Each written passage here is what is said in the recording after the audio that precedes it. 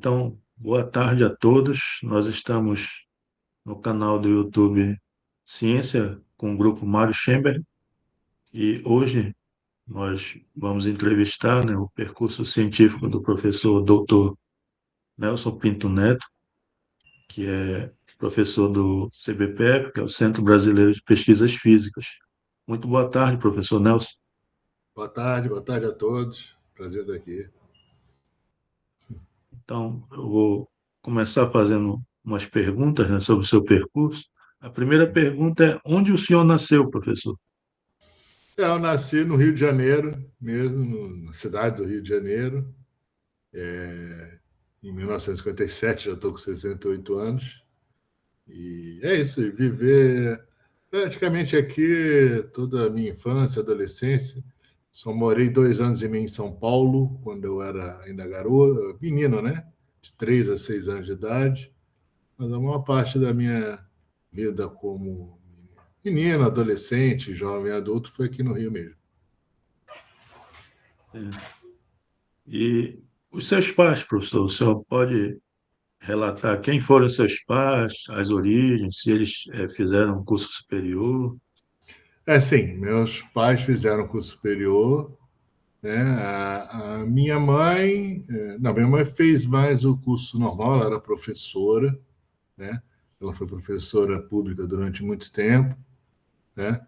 E trabalhando em escola pública.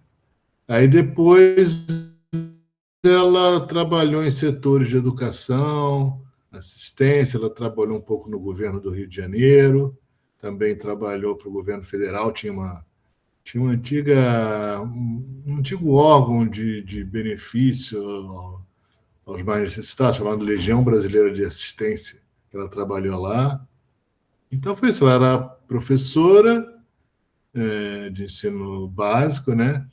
E depois trabalhou em órgãos do governo estadual e federal. O meu pai se formou em Direito, ele era advogado, ficou advogado muito tempo, e aí justamente quando eu nasci, eu sou o terceiro filho, né? Quando eu nasci, ele achou que o que ele ganhava de advogado já não ia ser suficiente para a família toda, e aí ele aceitou um emprego na Coca-Cola, aí ele trabalhou na Coca-Cola há algum tempo, uns 15 anos, se não me engano. Não, 18 anos. E lá ele conseguiu, então, ganhar um salário melhor e tal, né, em colaboração com a minha mãe, que sempre trabalhou também, minha mãe sempre foi trabalhadora, aí puderam, né, sustentar a família e tudo mais. Né? Então, meu pai era advogado, trabalhou um tempo na Coca-Cola, depois voltou a ser advogado e se aposentou como advogado. Minha mãe, professora, trabalhou em órgãos do governo estadual do Rio e federal, e depois se aposentou também como... Na época, ela se aposentou ainda trabalhando para o governo federal. E é isso. Esses são meus pais. O meu pai nasceu em Petrópolis, mas nasceu em Petrópolis por acaso. Eles ambos são do Rio de Janeiro, né? Da cidade do Rio mesmo. Né? Tá certo. Então, também a gente queria entender um pouco sobre o seu percurso escolar, que hoje eles chamam de ensino fundamental e médio, que é Uhum. as escolas anteriores à sua universidade. Então, o senhor pode relatar para a gente quais foram as escolas? Tá bom, então tá. Bom, a primeira escola foi a minha mãe mesmo, porque quando eu estava em São Paulo, eu era garotinho ainda, aí não sei, eles não botaram na escola como a minha mãe lá em São Paulo estava sem trabalho, e como ela era professora, então ela foi minha professora nos primeiros anos. Tá? Aí depois, quando a gente voltou para o Rio, aí eu fui para um colégio chamado Instituto Souza Leão, um colégio particular, que era um bom colégio, era um ótimo colégio, né? E fiquei lá até terminar o ensino fundamental. E aí depois eu mudei para o Colégio Andres, que também era um colégio particular, E aí fiquei lá, fiquei lá no ensino médio, né? Trabalhei lá. Os dois colégios eram bastante bons, né? Ambos me deram uma coisa que para mim foi importante, né? Me deram uma base matemática muito bom, os professores de matemática que eu tive, tanto no ensino fundamental quanto no ensino médio, eram excelentes, então por isso eu sempre gostei de matemática. E é isso. Bom, não sei se eu já posso falar, mas assim, o engraçado é que apesar de eu gostar muito de matemática, o que eu queria mesmo era ser médico. Ou ser médico, eu me interessava por problemas do cérebro, neurologia, também pensava. Tinha antigamente um chamado Projeto Rondon, que você ia exatamente aí, né? Aí para a região norte, eu tinha interesse em participar, né? E achava isso legal. Então, meus pais até falavam, né? Pô, mas você tem tanto gosto por matemática, vai fazer medicina, né? Mas eu quero fazer e tal. E aí, quando eu estava no ensino médio, eu já tinha me inscrito no vestibular para medicina, depois eu mudei. Aí foi lá naquelas semanas de vocação científica, foi um professor lá do Observatório do Valongo, que é da UFRJ, um professor de astronomia, né? E aí ele deu uma palestra lá e eu fiquei super fascinado. Fiquei completamente fascinado quando ele falou, né, de astronomia, astrofísica, cosmologia. Aí eu fiquei totalmente fascinado por aquilo. Em uns... Depois dessa palestra, minha cabeça mudou completamente. Aí eu não quero mais fazer medicina, quero fazer astronomia. Aí eu mudei, fui fazer vestibular para astronomia. Meus pais não, para variar, falavam tanto da matemática, meus pais não gostaram muito, não. Porque achavam que a astronomia não tinha futuro, não sei o quê. Mas aí eu fiz de qualquer maneira, mas depois entrando na faculdade, eu aí na faculdade fui aprendendo mais física, porque é o seguinte, porque a matemática no ensino fundamental e ensino médio era muito boa. A física, os professores eram legais, entendeu? Bem intencionados, mas era um esquema muito de passar no vestibular, então tinha aquela coisinha de decorar fórmula, e assim eu achava isso meio sem graça, entende? Eu não era tão fã de física, porque era muita coisinha de fórmula, de, né, Torricelli, bababá, decorar aquelas fórmulas e aplicar em exercício. Eu não achava tão legal. Eu achava mais legal os cursos de biologia, que falavam outras coisas e tal.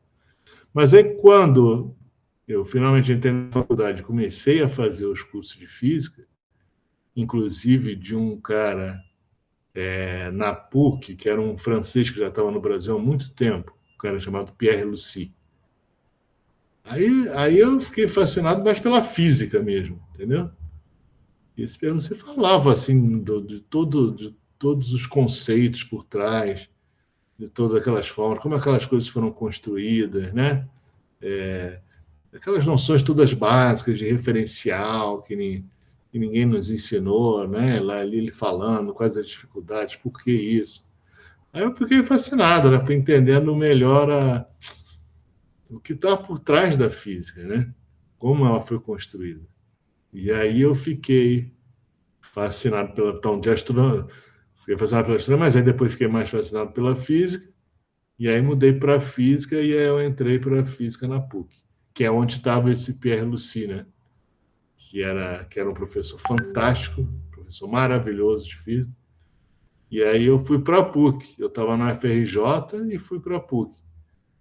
Só que eu tive azar porque aí ele foi contratado pela Unicamp. Mas tudo bem, mas o curso da PUC na época era muito bom. Então essa foi a minha trajetória desde o ensino básico, o ensino fundamental, até chegar, o ensino médio, né? Até chegar no começo da universidade, que foi quando, então, finalmente eu entrei para a PUC para fazer física mesmo. Eu posso falar depois certo, disso. tá. Então, também a gente queria saber, já na sua graduação, como o senhor decidiu, né, atuar na sua área, né, de pesquisa? Quando foi o momento, né, e como é que foi a sua decisão de atuar na sua área de pesquisa? Uhum. Então, quando eu mudei minha cabeça de medicina para astronomia, eu já tive aquela fascinação pelo cosmos, né? Pela astrofísica, entender as galáxias, o universo e tudo mais, que foi o que naquela palestra, aquele professor do Observatório do Valongo nos ensinou, né? Que eu fiquei fascinado com aquilo. Então, quando eu entrei para fazer física, eu já estava com isso na cabeça, tá? Já tinha isso na cabeça. Aí os cursos de física lá foram bom, o curso da PUC era excelente, era assim, talvez, não, eu não sei, talvez o melhor do Brasil, um dos melhores do Brasil, era muito bom, tinham professores como o Luiz Davidovich, né, o Jaime Tiomino, eram assim, professores de grande envergadura. E aí lá também eu fui aprendendo mais, aí quando eu comecei a aprender relatividade, né, primeiramente relatividade restrita, né? E depois as outras, né? A realidade geral, a realidade geral foi mais para o final. Depois eu fiquei mais fascinado ainda, né? Eu me lembro, assim, num curso, ainda era Física 4, que eu sempre tinha uma coisa que eu conversava com os meus amigos, que eu não entendo, não sei se eu posso falar sobre isso, uma coisa aqui, mas assim, é, porque eu vou falar um pouquinho de física, porque tem essa coisa do referencial inicial, você pega uma partícula livre, na ausência de forças.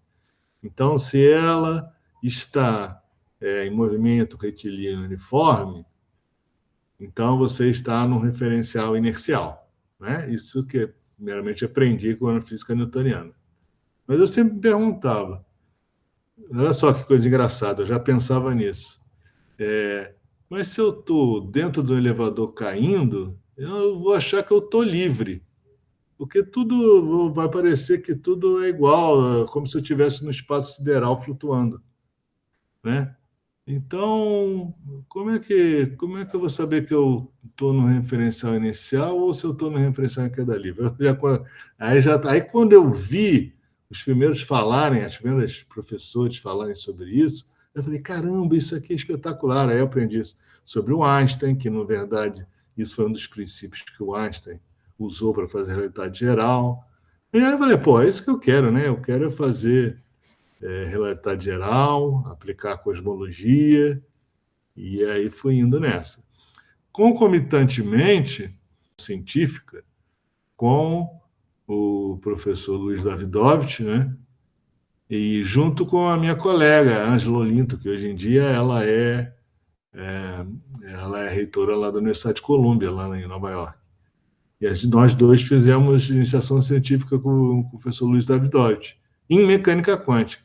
E aí eu também foi outra coisa que eu fiquei fascinado, foi mecânica quântica, né? Então tinha essas duas coisas que eu adorava, que era a realidade geral, essa noção de espaços curvos, cosmologia, e ao mesmo tempo era fascinado também por mecânica quântica.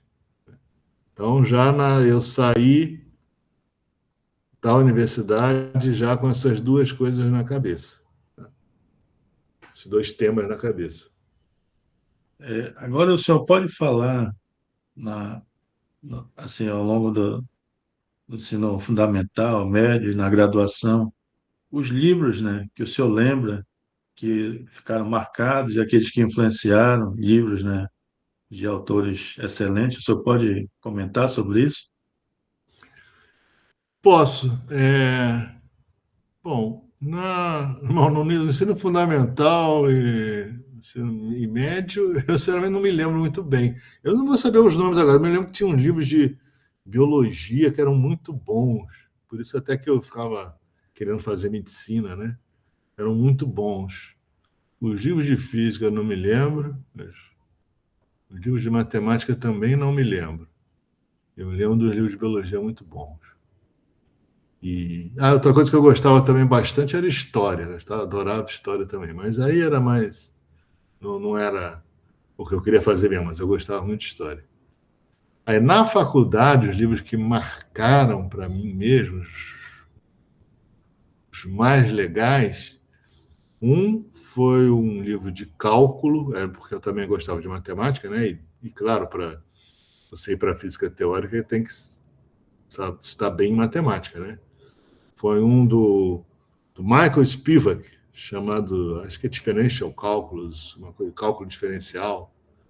É um livro maravilhoso, assim, quem quer entender melhor cálculo diferencial, limites, nossa, aconselho muito esse livro, é um livro espetacular, mas muito legal mesmo.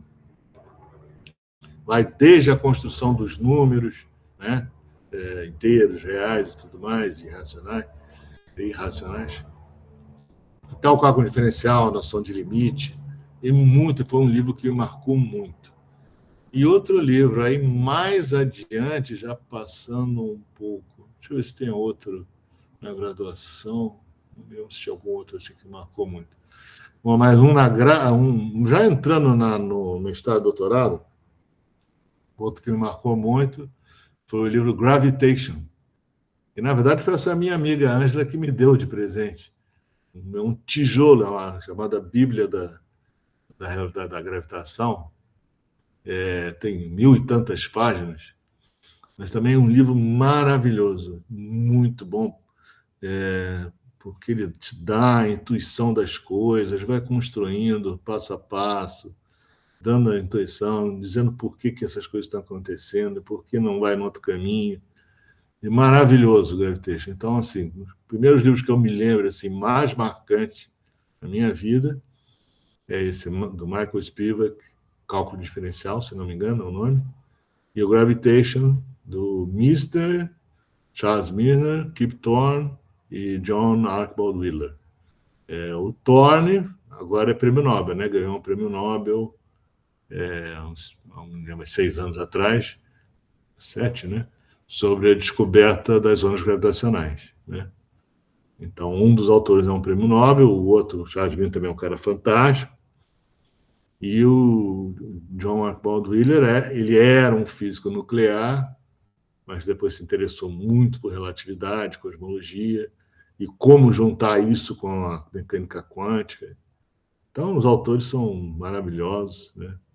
E o Michael Spivak, eu não sei se ele ganhou alguma medalha Fields ou não, mas ele é um cara super respeitado na matemática, muito respeitado. Né? É. E, Então, continuando, né, a gente queria saber sobre cientistas, pode ser de outras áreas e também físicos que o senhor acha que influenciaram na, na sua carreira, na sua formação. uhum. Então, já falei de dois, eu acho, né? Falei do Pierre Lucie. Na verdade, o Pierre Lucie nunca foi meu professor direto, assim, né? Mas eu assisti muitas aulas com ele. Infelizmente, como eu disse, quando eu estava realmente integrado na PUC, ele foi para a Unicamp. Mas, assim, assisti várias aulas com ele. Foi ele que me fez gostar de física de verdade. Então, ele foi muito influente nesse sentido.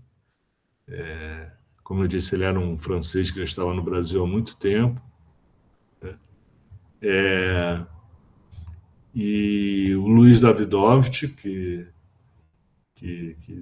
foi meu orientador de iniciação científica em mecânica quântica, meu professor de mecânica quântica, Carlos Maurício da PUC, também era muito bom professor, me ajudou bastante. Que mais? Então, na PUC tinha vários outros bons professores, né? O Sérgio, que agora está na. Esqueci o sobrenome dele.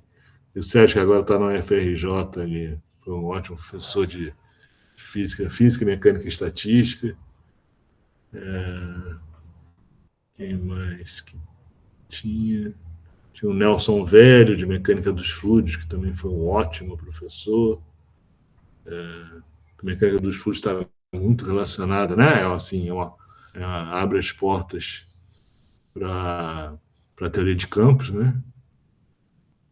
Tive dois professores de teoria quântica de campos muito bons, o Nissim Zaguri, que eu acho que está aposentado pelo UFRJ, e o Carlos Aragão, também foi, né? Professor de teoria quântica de campos. Fora o meu orientador, né? Que no final foi o Mário Novelo, foi com ele que eu fiz os cursos de relatividade, né? Relatividade geral e cosmologia. Aí eu já estou entrando um pouquinho na pós-graduação. Não sei se você quer que eu possa entrar ou não. Não, pode falar. Então, aí já entrou na pós-graduação, porque aí o que aconteceu? Aí eu saí da PUC com essas duas coisas na cabeça. Relatividade, cosmologia e mecânica quântica. Aí eu perguntei justamente, porque a Sângela Olinto, minha amiga, né, o pai dela, o Olinto, né, foi diretor do CBPF, e aí eu perguntei assim, quem eu recomendaria, ele falou, o Mário Novella, que, que é um cara muito bom aí dessa relatividade geral, cosmologia, tentava fazer um mestrado com ele.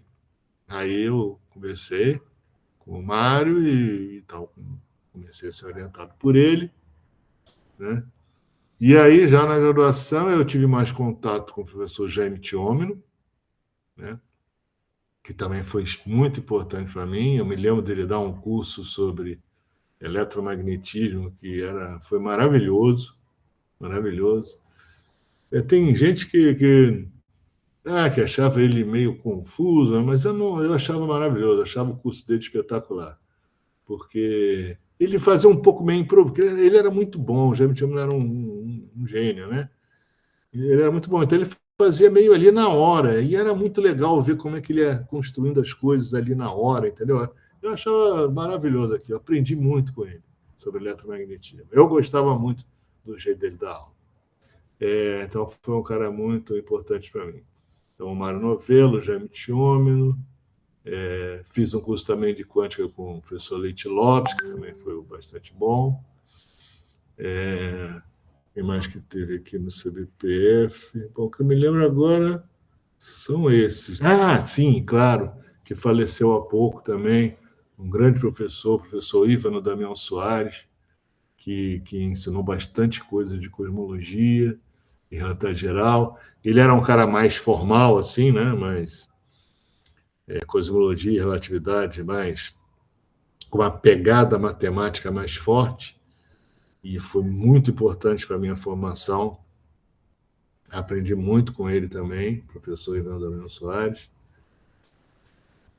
E é isso, esses são os que eu me lembro na parte da pós-graduação e doutorado. Bom, de repente no caminho aí da conversa eu possa me lembrar de outros. Então, esses foram os professores importantes para mim. Aí eu fiz o mestrado com o professor Mário Novelo e depois continuei no doutorado. Na verdade, quando eu estava terminando o mestrado, eu quis tentar uma bolsa de doutorado para Cambridge. Mas eu dei um azar, assim, porque foi um ano que teve algum corte absurdo de verbas aí no governo e só teve uma bolsa para todas as áreas. Para todas as áreas. Só teve uma bolsa para todas as áreas. Então, obviamente, não ia ganhar, né? Uma bolsa, não sei se foi para todas as áreas, talvez para todas as áreas técnicas. Não foi para todas as áreas, não, mas era assim, um número restritíssimo de bolsas, né? E assim, essa área também, né, de gravitação, não é tão apela, não tem tanta chamada, né? E aí acabei não ganhando a bolsa, porque teve uma bolsa só para todas as áreas, pelo menos de tecnologia.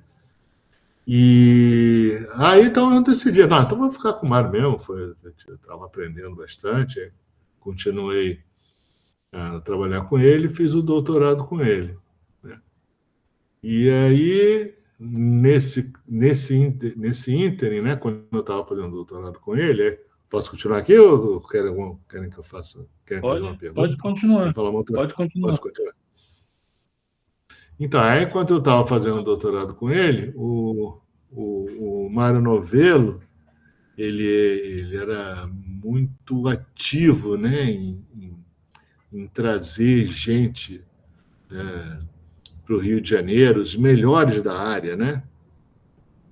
Trouxe para as chamadas Escola Brazilian School of Cosmology and Gravitation, Escola Brasileira de Cosmologia e Gravitação. Ele foi o fundador dessa escola, que é uma escola fantástica, e ele conseguiu trazer para o Brasil assim os melhores da área da época. Assim, foi impressionante assim a eficiência dele, como a tenacidade dele, como ele trouxe esse pessoal, né? Então ele trouxe, cara, não sei se vocês vão conhecer, o Manuel deve conhecer, trouxe o Bryce DeWitt, que é um dos primeiros caras a pensar em fazer a quantização do campo gravitacional, um cara fora de série. Cláudio Tatelboim, também um outro cara nessa área maravilhoso, chileno. Trouxe também mais adiante um prêmio Nobel, né, o George Booth, que foi o cara que a primeira vez mediu as anisotropias da radiação cósmica de fundo. O cara, prêmio Nobel, veio, deu um curso maravilhoso para a gente sobre isso também, sobre a radiação cósmica de fundo.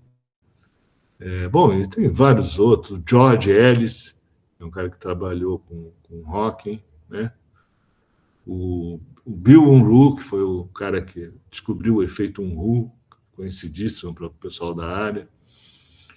Então ele tinha esse contato com o pessoal de fora. E aí, num desses contatos, um físico também muito famoso, o Edward Kolb, mais conhecido como Rocky Kolb, eles se conheceram num evento na Colômbia e aí eles resolveram fazer uma espécie de um intercâmbio, né? Entre o Brasil, o CBPF, e o Fermilab, que era onde estava esse Edward Kolb, Rock Kolb, né? E aí nessa eu fui no meio do doutorado, eu fui para lá passar um ano, 6 meses um período e 6 meses outro período. E aí foi espetacular lá, conheci muita gente muito boa, entre eles esse professor Rock Kolb, que é uma figura maravilhosa, além de saber muita física, é uma pessoa super acolhedora, né? Você chama, era um. Não, eu estava que tinha 20 e poucos anos, não, 20 e poucos não, 20 e alguma coisa anos. Você chega lá, a primeira vez que eu vou morar fora, no Brasil, né? Mas o cara me acolheu tão bem que eu nem senti problema nenhum, entendeu? Foi tudo muito bem acolhido e tudo mais. E lá, aí trabalhei lá com dois pós-docs de lá. Quer dizer, eu estava. Não, um doutorando e um pós-doc. Não lembro se que era o Richard Roman, e eu acho que e o Marcelo Gleiser, que acho que todos conhecem, né? Já que estou falando de divulgação científica, e o Marcelo Gleiser. E aí fiz trabalhos com eles, fiz um trabalho com ele muito interessante, que já entrando nessa área de quantização da gravitação, né? Que era o que eu queria, já entrando nessa área. Aí fiz um trabalho com eles bastante legal, bastante importante.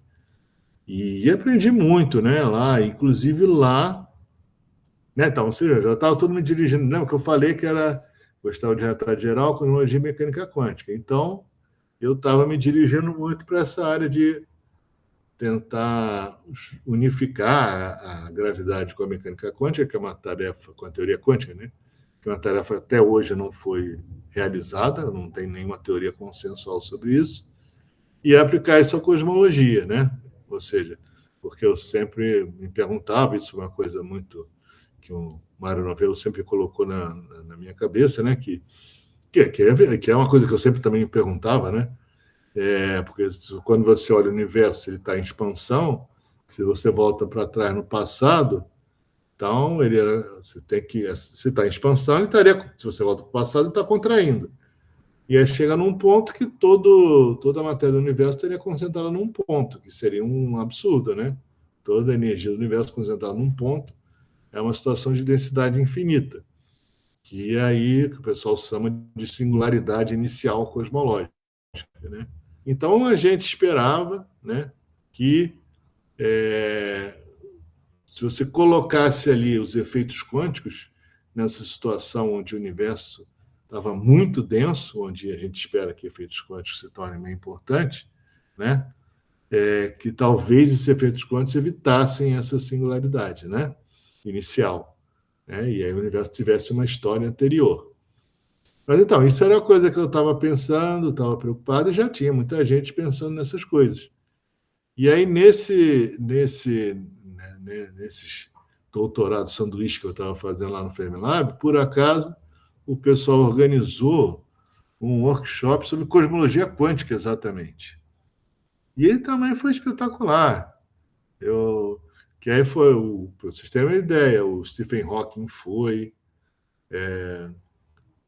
o James Hutton, os caras, o Zeldovich, para quem trabalha com astrofísica e cosmologia, todo mundo conhece o Zeldovich, é um físico russo de altíssima qualidade, né? E assim, era uma turma incrivelmente boa, os melhores, o tal Uru, o Bill Uru, estava lá, né? E assim, eram os melhores da área, né? E aí, nossa, foi maravilhoso o que eu aprendi lá, né? E aí tem até uma história curiosa, o Stephen Hawking falou lá, né?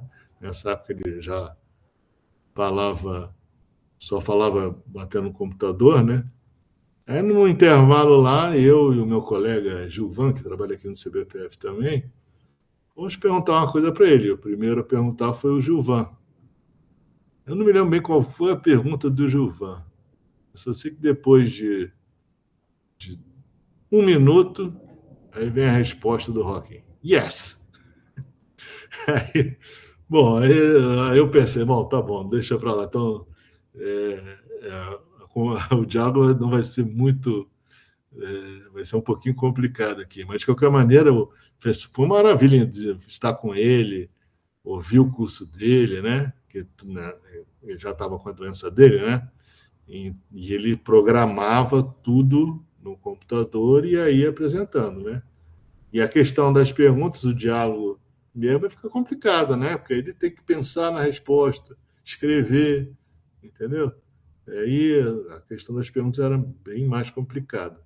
Mas a apresentação em si dele foi muito bacana, linda, muito bonita mesmo, maravilhosa. E porque aí é só ele programa, né? E vai passando, né? Então, o problema é o diálogo mesmo, que aí tem que pensar e escrever ali, e aí sair a voz, inclusive, né? Bom, fora isso, outras pessoas lá espetaculares né, que estavam lá, e foi muito bom, aprendi muito mesmo. E aí eu voltei de lá, assim, mais decidido mesmo em fazer, trabalhar justamente com quantização da gravitação, cosmologia quântica, que todos esses caras estavam preocupados com isso, né? O Mário não gostava muito desse tema, não. Ele não achava muito legal. Mas acabei convencendo ele que era um tema legal, sim. E aí ele deu força, a gente foi indo. E aí foi mais ou menos seguindo perto dessa área que a gente fez a minha tese de doutorado, né? Que era justamente tentar formular uma teoria da gravitação que compreendesse, que fosse mais abrangente que a gravidade geral, mas que fosse mais fácil de ser quantizado. A minha tese de doutorado foi basicamente isso, né? Tinha também lá nessa conferência o Murray Gell-Mann, que foi o cara, né, que fez toda a ideia dos quarks, das interações fortes, né? Ele também deu um seminário maravilhoso. E eu me lembro, o cara já era prêmio Nobel, né? E eu me lembro que, assim, no final do seminário, eu era garoto, né? Tinha uma certa timidez para perguntar diante desses caras. Mas quando terminou, eu me lembro que eu fui lá perguntar para ele pessoalmente sobre uma coisa, não sabia bem qual seria a reação dele, como é que ele vai me tratar, não sei o quê. Mas ele foi fantástico. Ele parou, foi para o quadro e ficou uma meia hora comigo explicando tudo que eu tinha perguntado. Poxa, foi muito legal. Então, um cara, prêmio Nobel ali, teve essa atenção com um jovem estudante ali que estava fazendo. Também não me lembro bem qual era a pergunta, mas pelo visto ele achou interessante. E assim, se dedicou lá, não foi meia hora, mas uns 15 minutos, ele ficou me explicando tudo direitinho. Foi muito legal. Então, essa foi uma experiência muito grande, muito boa, né? E que certamente me influenciou muito. Bom, acho que eu já falei bastante por enquanto, tenho mais a falar, mas talvez seja bom dar Então, uma pausada, né, para vocês a perguntarem alguma gente, coisa. a gente também queria saber agora sobre os seus trabalhos, né? Pode ser livros, artigos. A gente queria saber Uhum. quais o senhor acha que foram mais relevantes. Bom, então, vamos lá. Primeiro, falar no. Vai, sim, dizer umas outras coisas também, que quando eu estava fazendo doutorado, apareceu um concurso na UFRJ, para professor, professor visitante, alguma coisa assim. Aí eu fiz porque para ter uma renda também, né? Aí eu passei, fiquei professor da UFRJ, e aí depois, uns 3 anos depois, apareceu uma vaga no CBPF, eu fui contratado pelo CBPF. Aí passei a trabalhar no CBPF, né? Ser pesquisador do CBPF. O meu primeiro aluno de mestrado, que infelizmente faleceu recentemente também, o Alexandre Velasco, um ótimo aluno, excelente aluno. E assim, o meu primeiro trabalho com um aluno foi com ele, que foi um desdobramento desse trabalho que eu fiz lá no Fermilab com o Marcelo Gleiser e com o Richard Romo. Era um desdobramento desse trabalho, uma extensão dele, um trabalho muito legal que eu fiz com o Alexandre Velasco, que foi o tema da tese de mestrado e doutorado dele, depois teve outros trabalhos. Né? Então, esse foi o meu primeiro trabalho assim com um estudante. Aí, depois, eu fui enveredando para essa questão de gravitação quântica, também a noção de energia gravitacional, né? Porque se você vai pensar em quantização, você tem que pensar na Hamiltoniana. A Hamiltoniana está ligada com a energia. Então, o que é a energia gravitacional? E aí eu fiz alguns trabalhos com o professor Ivano Soares sobre isso, né? E também orientei algumas teses sobre isso. Então, tudo era correlacionado com isso. E aí também tem a abordagem para a cosmologia, né? Acontece que na abordagem para a cosmologia, quando você pensa na mecânica quântica aplicada à cosmologia, aí você se depara com um problema crucial, que é a mecânica quântica que a gente aprende na faculdade, né, que é baseada na interpretação de Copenhague, ela não dá para se aplicar ao universo. Por quê? Porque essa interpretação de Copenhague ela diz o quê? Que as coisas fundamentais da mecânica quântica são potencialidades, elas não têm realidade objetiva, né? Elas só ganham realidade objetiva quando vem algum observador e faz uma medida. Aí elas se transformam em realidade objetiva. É o chamado colapso da função de onda. Então, para ver essa transição entre potencialidades, coisas possíveis de acontecer ou não, e a realidade factual, precisa ter um observador lá para fazer uma medida. Acontece que se você vai aplicar a mecânica quântica ao universo como um todo, onde é que está esse observador? Já que os observadores estão dentro do universo. Não tem um observador fora do universo. Né? Todos os observadores estão dentro do universo. Então, isso aí era uma questão, né? E justamente por isso foi criada a interpretação de vários mundos da mecânica quântica, capitaneada pelo John Wheeler, e foi tese de doutorado do John Everett III, e outras teorias, outras alternativas à teoria quântica que não utilizassem esses conceitos, né? Entre elas, tinha a teoria de de Broglie-Bon, que eu comecei a aprender. Quer dizer, aí eu fui fazer o pós-doc, né, na França, no chamado Instituto, na Université Jussier, Université Pierre-Marie Curie, Jussier. E lá tinha um seminário sobre essa interpretação de Broglie-Bon, tinha um pesquisador lá que falava um pouco sobre isso, né? Mas eu tinha um preconceito grande, achava que ela não funcionava, que era uma coisa meio ad hoc, tudo mais, né? Aí, enquanto eu estava lá fazendo esse pós-doc, eu fui. Aí então, eu vou falar de outra pessoa que me influenciou também bastante, né? Eu fui para uma conferência em São Francisco, né? Acho que, se não me engano, era o Marcel Grossman Meeting. E lá encontrei um amigo antigo, que era o José Acácio de Barros, que trabalhava lá nos Estados Unidos sobre fundamentos da mecânica quântica.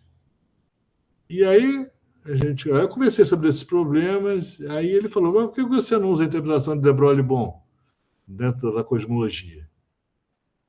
Aí eu comecei a fazer as críticas da interpretação de Broglie-Bon, e aí ele foi me mostrando que tudo que eu falava eram aqueles jargões que aparecem muito na física, né, que você tem que tomar muito cuidado. Tem aquelas ideias meio gerais que circundam, que são furadas. São furadas. E eu tinha um pouco isso na cabeça, entendeu? E eu fui conversando com ele, ele foi: mas não é assim. É assim. Não, está errado, não é por isso. Não é, né? E aí eu vi que a teoria de Broglie-Bon não tinha nada a ver com a chamada interpretação de Copenhague. Nada a ver. Eu falei: bom, então por que eu não vou aplicar isso à cosmologia?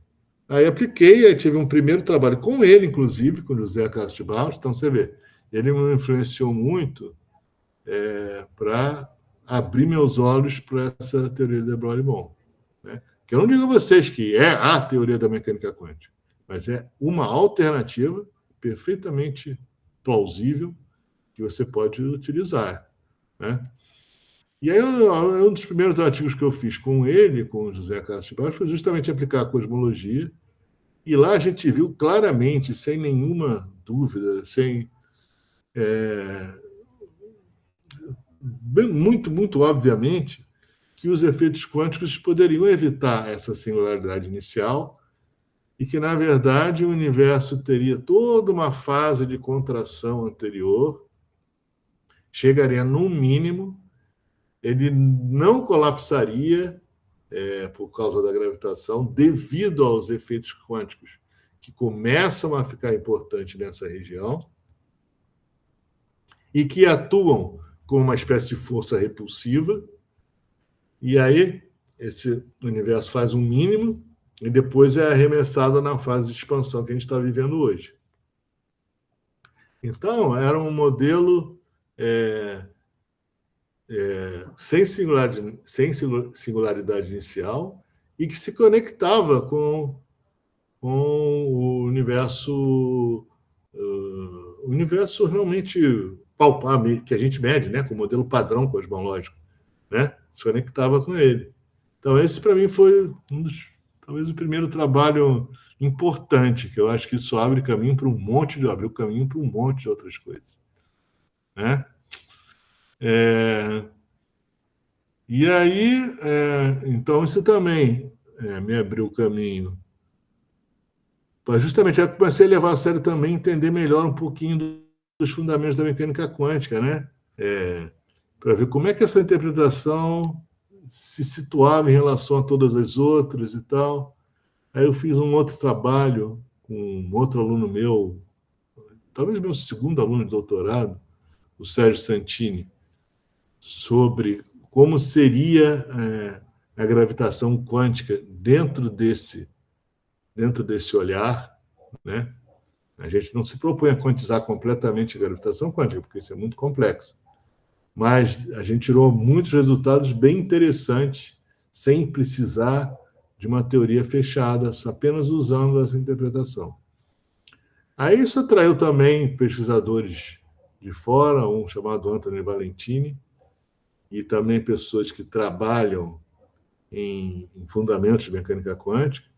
E aí eu passei a ser chamado para conferências em fundamentos de mecânica quântica. E lá foi ótimo participar dessas conferências. Eu vi que existia todo um mundo que eu não conhecia, né? De muitos pesquisadores se perguntando sobre as diferentes possibilidades de entender a mecânica quântica.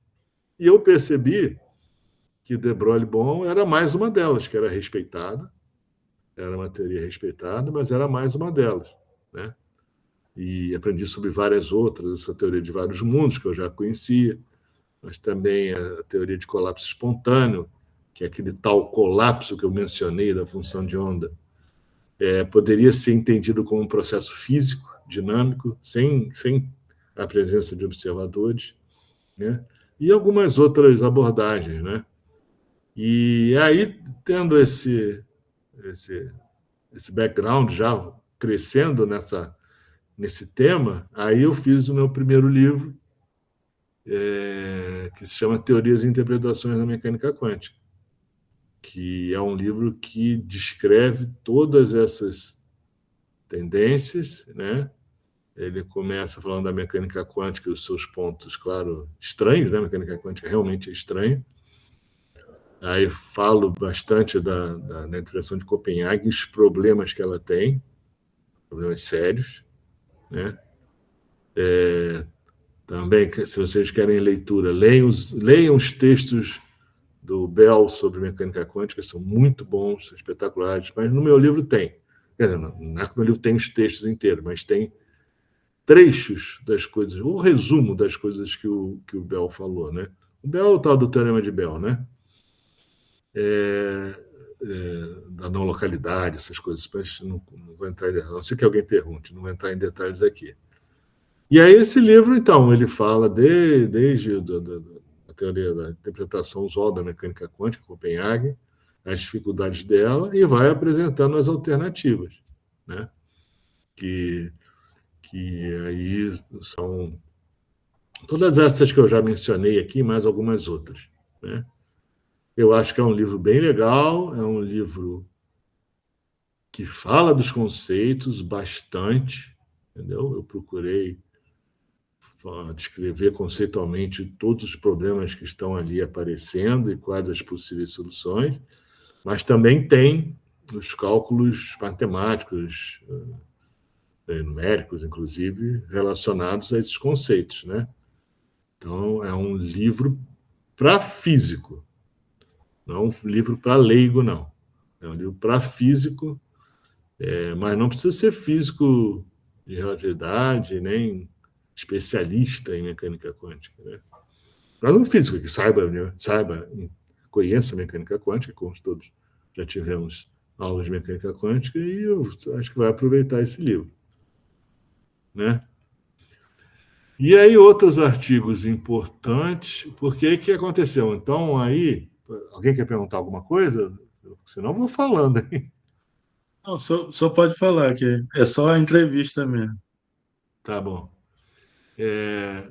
E aí, tudo bem. Aí, justamente teve esse primeiro trabalho que a gente mostra um universo que contrai, faz uma espécie de um ricochete quântico e é lançado na fase de expansão que a gente vive. Mas aí a gente começou a se perguntar, né? Principalmente eu com meu colega, colaborador Patrick Peter, francês, sobre quais os efeitos mensuráveis disso, né? O que a gente poderia tirar de mensurável, de observacional desses modelos alternativos? E aí a gente começou a trabalhar com a teoria de perturbações nesses modelos. E aí fomos produzindo uma série de artigos, né? E, assim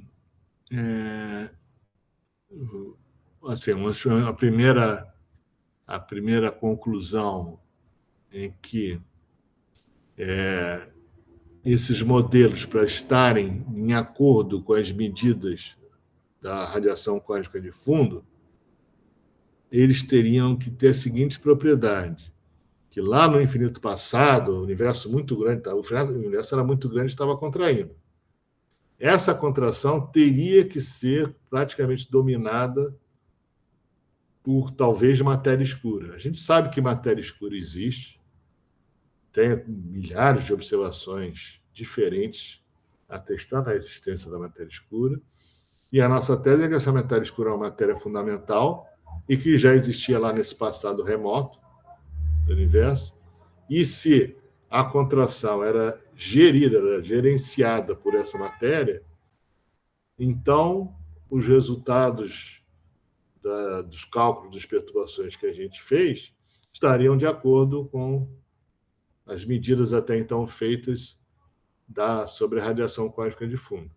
Tá? Então, esse foi um outro artigo importante. Tá? E aí entrou em cena dois alunos meus, né, o Felipe Falciano e também o Sandro Vitente, que também desenvolveram muitas coisas nisso aí. O Emanuel Pinho também, que ele acabou saindo da física, foi trabalhar na Petrobras, mas o Felipe Falciano é meu colega aqui hoje em dia no CBPF, o Sandro Vitente é professor lá na Universidade Estadual de Londrina.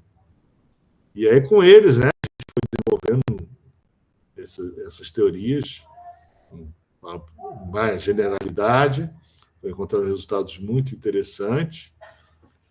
E aí a gente teve alguns artigos um pouco mais recentes, bem interessantes, que aí mostram que esses modelos, né, eles podem... Porque as observações foram ficando cada vez mais rebuscadas e cada vez mais dados, né? Então, cada vez é mais difícil você ter modelos que satisfaçam todas elas. E a gente fez artigos mostrando que modelos que não são nada... Por exemplo, tem um modelo que a fase de contração é comandada não só por essa matéria escura, mas por um fluido de radiação. E radiação deve existir, né? A própria luz é uma radiação, né? E no limite... Bom, todos os campos de Gauss, qualquer campo sem massa, né? Que são todos os campos de Gauss, gerariam esse material de radiação também, né? Então, se você pega essa contração, que é dominada primeiro pela matéria escura e depois por radiação, que é uma coisa bastante razoável, né? Você tem um bálsamo, um ricochete, e aí você pode cair no modelo padrão usual, satisfazendo todas as observações mais robustas que a gente tem hoje e sendo competitivos com a teoria da inflação. A teoria da inflação é uma teoria que presume que o universo teve um começo e tem, então, uma grande fase inflacionária que infla o volume do universo muito grande, de maneira muito grande. Né? Então, essa é uma outra teoria do universo primordial. Então, que satisfaz também as observações bastante rebuscadas de hoje em dia. Esse modelo que eu estou citando, que vem num outro artigo bem mais recente, desse ano, inclusive, também satisfaz todas essas medidas mais precisas que a gente tem hoje, né? Estamos agora vendo como comparar essas teorias com as teorias de inflação, qual que satisfaz melhor as medidas, qual que não, e assim vai, né? E então esse foi uma terceira linha, né?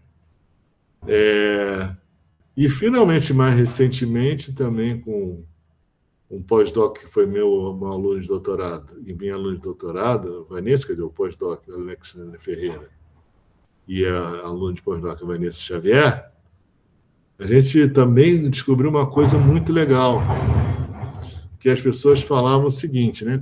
Se você pegar mesmo a inflação é um processo que o universo primordial deve ter sofrido, onde a expansão do universo foi muito alta, uma expansão exponencial, tá? Muito, muito alta, muito grande, né? E é que as pessoas viam que se a gente volta esse modelo para trás do universo, a gente também. Não é que a gente chega numa singularidade onde as coisas vão para o infinito. Mas se você pegar as linhas geodésicas, que são as linhas sem força nenhuma, as linhas naturais dessas geometrias, desses campos gravitacionais, elas têm um momento que elas param. Se elas param, continuam, quer dizer que tem alguma coisa ali. Não sei se uma singularidade, mas alguma coisa esquisita está acontecendo ali. Aí eu com esses meu pós-doc, ele é pós-doc agora na FRJ, e a minha estudante, a gente mostrou que existe uma certa classe de modelos inflacionários que você pode estender de tal forma que essas geodésicas, essas curvas naturais da geometria, podem ser estendidas a um tempo infinito, menos infinito. Elas sempre existiram, né? E agora, para isso acontecer, você também, a gente recai de novo no meu. A gente teria que ter também um ricochete, tá?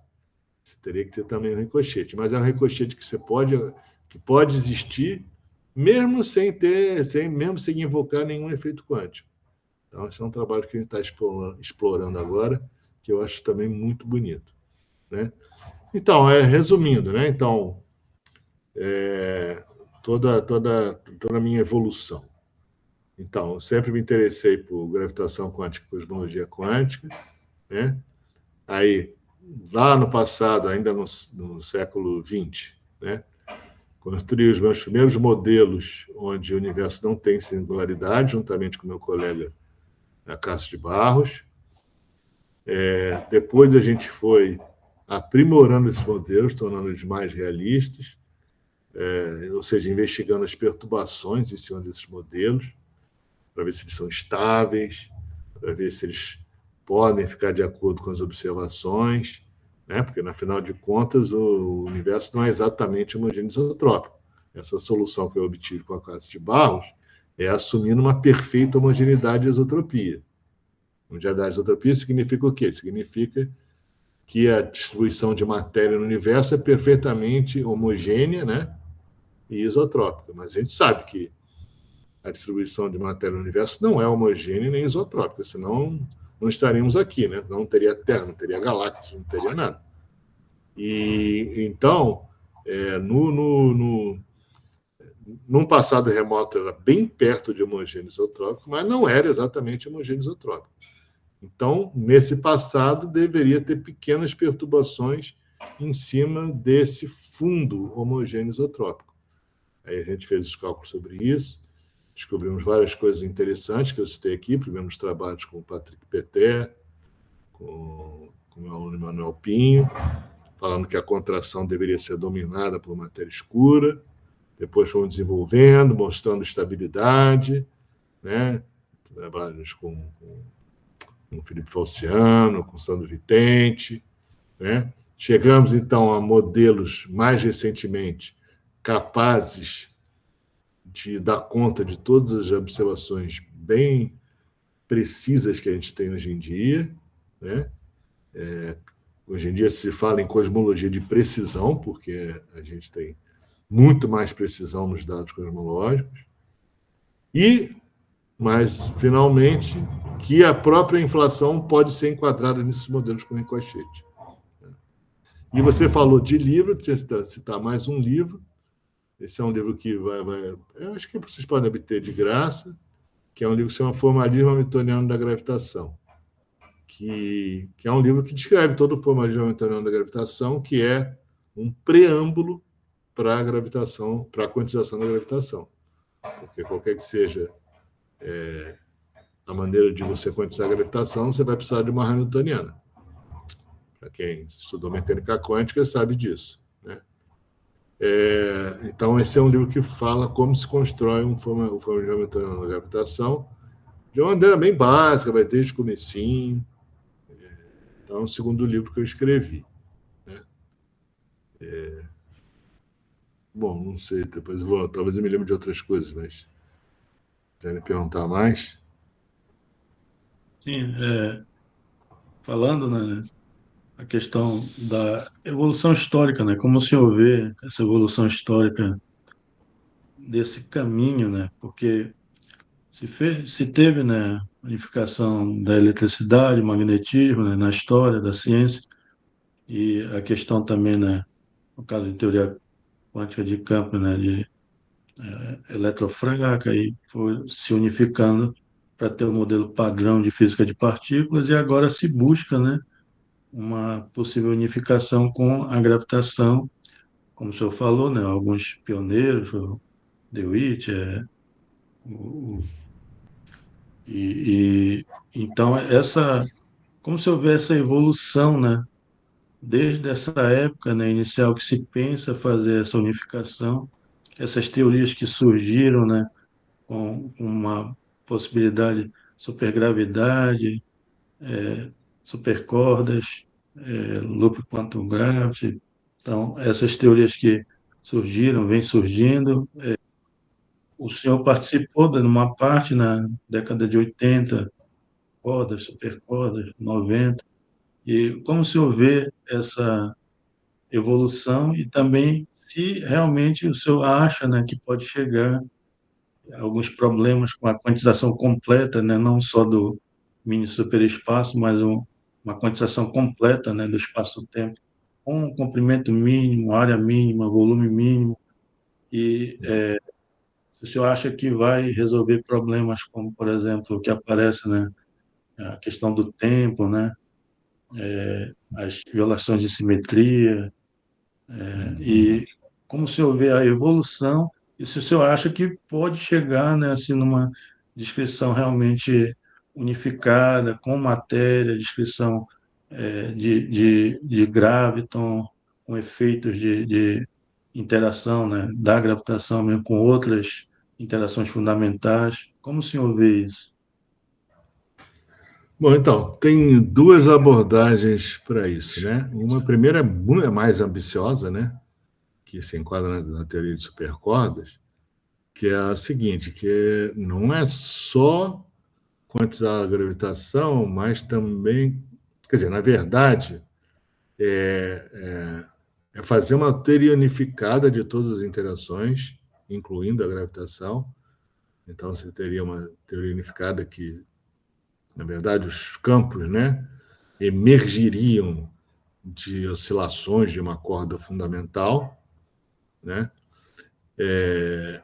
E aí, tendo isso, e se você está unificando com as outras interações, e como as outras interações são quânticas, né? Afinal, é a teoria quântica de campos, todas as outras teorias são teorias quânticas, né? A interação eletrofraca, a interação forte, são teorias quânticas de campos. Se você consegue juntar tudo, você vai ter também uma teoria, claro, uma teoria quântica da gravitação, e agora unificada com todas as outras, né? Então, essa é a ambição grande das teorias de supercordas, né?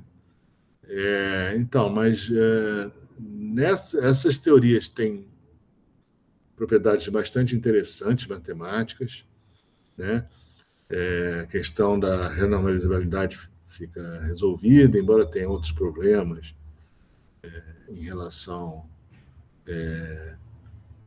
à série, se a série converge, se a série não converge, tem umas questões sobre isso, né? Mas acontece que essa teoria, na verdade, ela tem um monte de subprodutos, né? Você tem uns 10 a 500 vácuos possíveis nessa teoria. Então é muito difícil você extrair previsões dela. Então ela fica assim um terreno meio de uma física matemática interessante, mas com muita dificuldade de se conectar com as observações e com os experimentos mesmo. Mesmo você encontrar, chegar no nível de energia das teorias quânticas de campos, as teorias quânticas de campos usuais, não é fácil, não se sabe bem direito como se chega nisso. Envolve todo método de compactificação, porque é uma teoria em mais dimensões. Então, essa é uma abordagem matematicamente elegante, extremamente ambiciosa, mas talvez por ser extremamente ambiciosa, peque por não oferecer testes realmente, por não fornecer previsões não, daqui vai sair isso, e se isso não for verdade, essa teoria está refutada. Infelizmente, nada sai daí. Aí, outros grupos foram um pouco mais parcimoniosos e pensaram só em quantizar a gravitação. E aí, nesses grupos se insere o pessoal da gravitação quântica de laços, né, o famoso loop quantum gravity. Tem também as teorias com acistoticamente seguras, fazer quantização quântica na rede, ou seja, em cristais, digamos assim, né? Então, isso aí são processos que estão em desenvolvimento, ainda também não tem nada muito definitivo que você obtenha dali, mas o pessoal está investigando isso. Não tem nenhum consenso. Mas aí, o que eu faço? O que eu faço e muitos outros fazem? É o seguinte, a gente tem uma chamada equação, que não é uma equação fundamental para a mecânica, para a gravitação quântica, porque ela tem vários problemas matemáticos, mas ela pode ser uma equação efetiva em determinadas escalas de energia, que se chama equação de Wheeler-DeWitt, que é uma equação que valeria para você avaliar efeitos quânticos na gravitação e na cosmologia.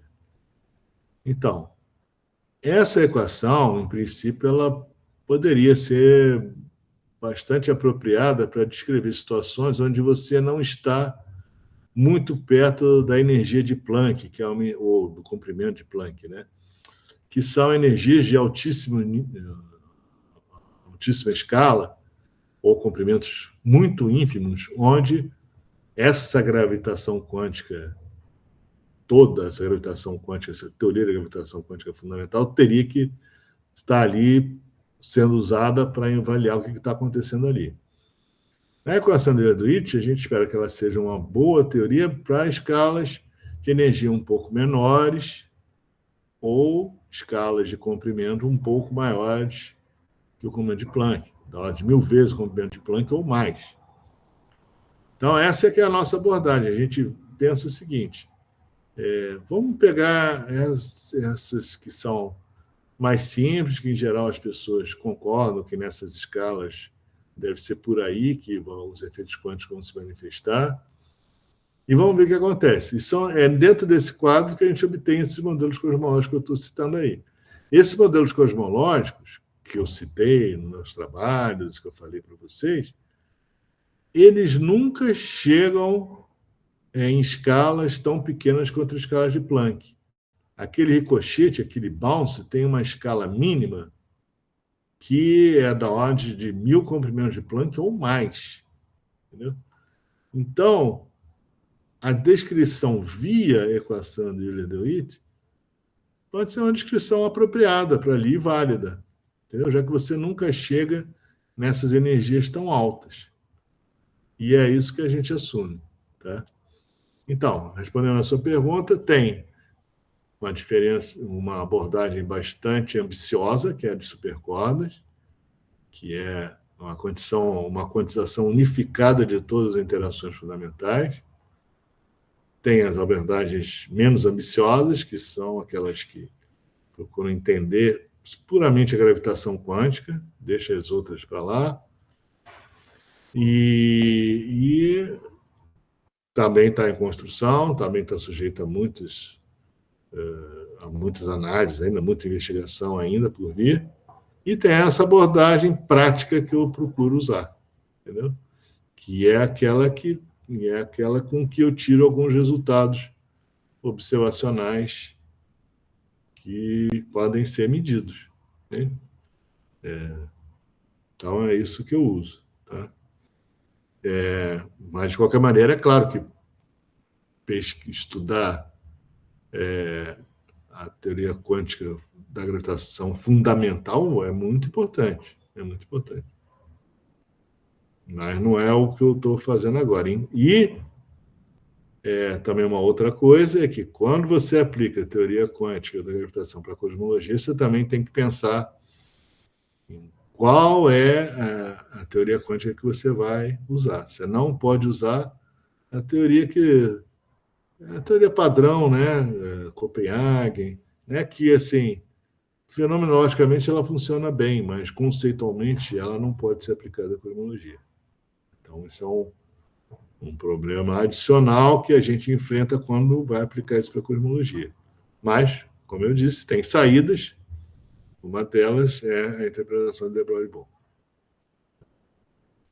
Eu não sei Bem, se... professor, então, para nós encerrarmos, o senhor pode deixar uma mensagem aos jovens estudantes e jovens pesquisadores do Brasil? Uhum. Posso, eu tenho algumas mensagens para dar a vocês. Segundo, como eu já mencionei, primeiro, como eu já mencionei, vocês tomem cuidado com coisas que todo mundo diz, mesmo entre os físicos. Ah, isso é assim, isso é assado. Vão lá verificar, vão lá ver, porque muitas vezes algumas coisas que são, entre aspas, consensuais entre os físicos, na verdade, estão longe de serem bem entendidas e estão longe de serem fatos. Tá? Uma delas que eu cito é essa questão da teoria quântica, tá? Onde se falava muita bobagem sobre a interpretação de de Broglie-Bohm, que depois eu fui ver que era bobagem. Tá? Em relação ao próprio universo, né? Se vocês forem ver qualquer palestra de divulgação científica, todo mundo fala em Big Bang. Raramente se vê alguém falando sobre se não teve um Big Bang, se teve uma fase anterior. Então fica na cabeça das pessoas que já é comprovado pela ciência que o universo teve um Big Bang, né? O universo teve um começo. Teve um começo de tempo. E isso não tem nenhuma observação na física que te prove isso. Nenhuma, zero. Pode até ser, não estou dizendo que não possa ser, não. Pode até ser. Mas existe uma outra possibilidade que tem que ser investigada com tanta vontade quanto a daquela que o universo teve no começo. Tá? Então, assim, muitas vezes você vê pessoas falando, nossa, como mostram as observações, o universo teve um começo, coisas desse tipo. Não é verdade. Então, eu estou querendo dizer o seguinte, essas pseudo-verdades que surgem dentro do meio científico, mesmo entre os físicos, vão atrás delas. Não acredite só porque foi um cara importante que falou isso. Não acredite. Tá? O dever do físico é sempre duvidar até ele próprio ficar convencido. Então, a primeira coisa é essa. Sempre duvide, só acredite quando você mesmo ficar convencido, fizer uma pesquisa grande, geral, realmente estou convencido. Ou estou convencido que pode ser uma coisa ou outra, né? Ou estou convencido que ainda não tem nada definitivo sobre isso. Tá? Então, sempre isso em mente, isso é muito importante. A segunda coisa bom, sempre ficar a par do que está sendo feito no mundo, nas suas áreas de pesquisa. É sempre importante estar a par disso, para vocês não ficarem deslocados do que está sendo feito no mundo. Sempre ficar a par disso, então procurar sempre ler os archives, né? Que são os archives, são aquele sistema lá onde os artigos mais recentes, que ainda nem foram publicados, estão aparecendo. Vão lendo aquilo, ver o que o pessoal está falando, o que está acontecendo. Né? Mas também, é muito importante saber isso, mas também ter um olho aberto em relação aos modismos. Né? Se tem alguma coisa que está muito na moda, que vocês acham muito interessante, vá em frente. Mas se tem alguma coisa que vocês achem muito interessante, que é uma questão muito fundamental para vocês, que vocês tenham paixão por entender aquilo, vão em frente nisso. Claro, sempre tentando se sintonizar com o que o pessoal está fazendo. Mas só estou dizendo, tome cuidado para não cair na coisa, só vou fazer o que está na moda. Porque também tem que ter a sua própria vontade, a sua própria paixão. O físico, se não tem motivação interna para ele investigar alguma coisa, ele não vai ser um bom físico. Não vai ser. Ele tem que ter uma motivação, ele tem que ter motivação interna, uma paixão por aquela questão intrínseca muito forte. E aí vai em frente. Pode ser que seja uma questão da moda, banda brasa, melhor ainda. Mas se não for, mas tiver correlação com o que está se fazendo hoje em dia, maravilha. Tá? E assim, aí não, isso estou falando para os jovens, né? Para os mais velhos, podem até, que já têm uma posição e tal, podem até pensar em coisas mais velhos, assim, em meia idade, que já tem uma posição garantida, talvez possa até pensar em coisas mais revolucionárias mesmo, né? Eventualmente, né? Que ninguém nunca pensou, também sempre, mesmo entre os jovens, porque quem faz as revoluções são os jovens, né? É assim, o que eu estou querendo dizer? Sempre fiquem atentos ao que o pessoal está fazendo e sabendo quais são as modas. Por outro lado, procurem saber quais são as coisas que motivam vocês. Se for coisas ligadas à moda ou que tem uma conexão com o que está rolando, ótimo. Agora, se não for, e for uma coisa que realmente motive vocês e que vocês acham que é fundamental, manda ver, tá? Só se preocupando numa questão prática, né? Que é conseguir um emprego.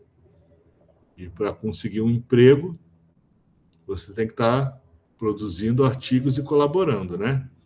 Então, você vão ter que balancear essas coisas. Mas, assim, é muito importante. São duas coisas importantes que você não tem que saber balancear, e vai depender de vocês. Estar antenado com o que está se fazendo e estar antenado com o que você gosta, com o que você quer, com o que te atiça, com o que te enche de curiosidade. Tá? São as duas coisas que você tem que estar antenado. Não pode esquecer uma coisa nem outra. Se esquecer, se você não se antenar no que está acontecendo, você pode talvez ficar um físico muito isolado e talvez nem conseguir emprego. Agora, se você ficar muito antenado, somente antenado com as coisas que estão sendo feitas, né, sem que você tenha realmente alguma atração por aquilo, você pode se tornar apenas mais um físico, sem motivação, e talvez nem consiga um emprego porque não vai apresentar a motivação que é necessária para quem quer ter um emprego mesmo, entendeu? Então, é balancear essas duas coisas. Né? Antenado com o exterior e antenado consigo próprio. Bem, professor, então a gente vai agora agradecer, né, a sua participação no canal. Muito obrigado. De E nada. a seu relato, né, de carreira, de experiência na pesquisa é muito importante para nós e para muitos jovens, por isso que nós estamos aqui, que vamos disponibilizar esse relato. Então, muito obrigado, uma boa tarde, professor Nelson. Tá. Obrigado a vocês, obrigado, Manuel. Trabalhamos juntos aqui, né, Manuel? Sim, Então, um abraço aí. Excelente iniciativa, a divulgação científica é extremamente importante. E estou à disposição. Mais adiante eu preparo algum seminário para vocês, talvez sobre mecânica quântica mesmo, se vocês quiserem. Né? sim. Eu Ok? tinha proposto ao senhor a cosmologia quântica, dois pontos de interpretação de vários mundos, né? Mas Sim, sim. Sim. se o senhor Posso puder, falar. Tá ok. Mas vamos pensar sobre isso. Até quando você gostaria disso? Não, o senhor decide. Quando o senhor Ah, tiver tempo, o senhor estiver preparado, aí o senhor pode me escrever. Olha, já estou quase, ou então tenho já aqui. O senhor pode tá bom. escrever. Beleza, beleza. Mas, assim, muito boa iniciativa, a divulgação científica é fundamental. É Tudo fundamental bem. para o nosso país. Para o nosso Obrigado, país e para a professor. humanidade. É, Tá? obrigado e um abraço a todo mundo aí do CBPE. Tá, obrigado, mano. Tá bom. Um abraço aí a Boa vocês tarde. todos. Boa tarde. Tchau. Tchau, tchau.